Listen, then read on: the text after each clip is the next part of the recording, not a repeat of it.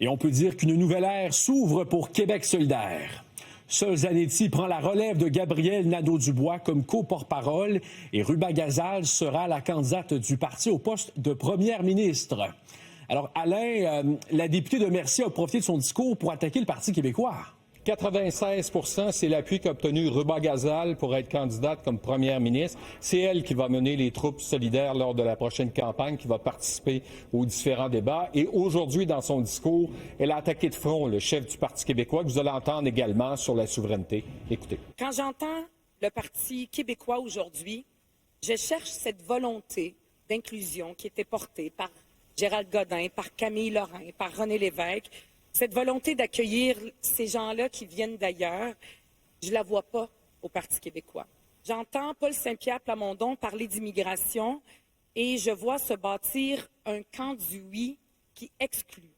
Un camp du oui, mais renfermé sur lui-même. Si l'autobus du Parti québécois est trop petit pour tout ce monde-là, eh bien, nous, à Québec solidaire, on va louer des trains orange, puis on va le faire notre pays vert, inclusif et rassembleur. Québec solidaire est désespéré et tente de créer des divisions dans la population. Espérons qu'un véritable indépendantiste comme Sol Zanetti va élever le débat au-delà de ces climats de peur, de ces clivages absolument artificiels. C'est lui le pape de l'indépendance qui dit qu'il est indépendantiste et qu'il ne l'est pas?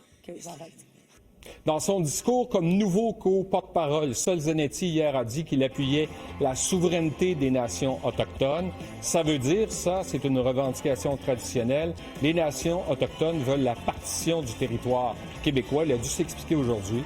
Écoutez. Sans nos frères et sœurs autochtones, nos ancêtres n'auraient jamais survécu à leur premier hiver. Les nations autochtones du Québec sont souveraines. Elles sont souveraines et elles méritent de vivre comme nous, dans un État qui le reflète, un État conçu par elles, pour elles, avec nous, dans l'amitié sincère. Si vous appuyez la souveraineté des peuples autochtones, vous cautionnez la partition du territoire québécois selon leurs demandes traditionnelles. Je refuse, moi, cette alternative-là. Je pense qu'il faut, au Québec, redémarrer une vraie discussion avec les nations autochtones. Au lieu de repasser sur des espèces de bases passées comme ça, super clivantes, il faut s'asseoir ensemble puis dire, OK, nous, on veut la souveraineté, notre souveraineté réciproque commune, et quel genre de souveraineté vous voulez, puis qu'on reparte de ça plutôt que de repartir des débats d'il y a 30 ans. Donc, le territoire est indivisible. Le territoire appartient à ces peuples, puis ça va continuer d'être comme ça, et puis on va proposer, nous autres, de faire un État qui reconnaît la souveraineté de tout le monde. Québec solidaire a un nouveau programme, un nouveau duo pour porter les espoirs solidaires.